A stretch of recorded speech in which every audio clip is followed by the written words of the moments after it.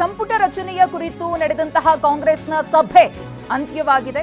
AICC ಅಧ್ಯಕ್ಷ ಮಲ್ಲಿಕಾರ್ಜುನ ಖರ್ಗೆ ಅವರ ನಿವಾಸದಲ್ಲಿ ನಡೆದ ಸಭೆ ಮುಕ್ತಾಯ ಆಗಿದೆ. ನಾಯಕರು ಕೂಡ ಮಲ್ಲಿಕಾರ್ಜುನ ಖರ್ಗೆ ಅವರ ನಿವಾಸದಿಂದ ನಿರ್ಗಮಿಸ್ತಾ ಇದ್ದಾರೆ.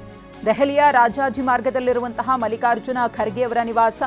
ಕೆಪಿಸಿಸಿ ಅಧ್ಯಕ್ಷ ಸಚಿವ ಸಂಪುಟ ರಚನೆಗೆ ಸಂಬಂಧಪಟ್ಟಂತೆ ಕಾಂಗ್ರೆಸ್ ನಾಯಕರು ಚರ್ಚೆಯನ್ನು ಮಾಡಿದ್ದಾರೆ.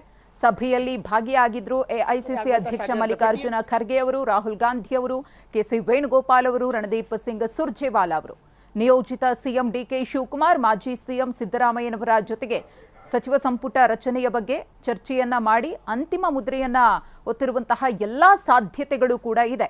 ಯಾಕಂದರೆ ನಿನ್ನೆಯಿಂದಲೂ ಕೂಡ ಇದರ ಬಗ್ಗೆ ಸರಣಿ ಸಭೆಗಳು ನಡೀತಾನೆ ಇದೆ.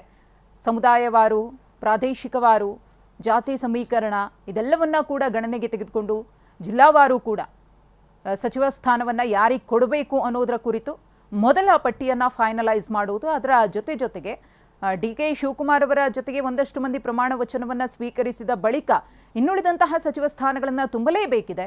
ಅದರ ಕುರಿತು ಕೂಡ ಹೈಕಮಾಂಡ್ ಮಟ್ಟದ ನಾಯಕರ ಜೊತೆಗೆ ಈಗ ಚರ್ಚೆಯನ್ನು ನಡೆಸಿದಾರ ಸಿದ್ದರಾಮಯ್ಯನವರು ಮತ್ತು ಡಿಕೆ ಶಿವಕುಮಾರ್ ಅವರು ಅನ್ನೋದ್ರ ಬಗ್ಗೆ ಕುತೂಹಲ ದಟ್ಟವಾಗಿಯೇ ಇದೆ.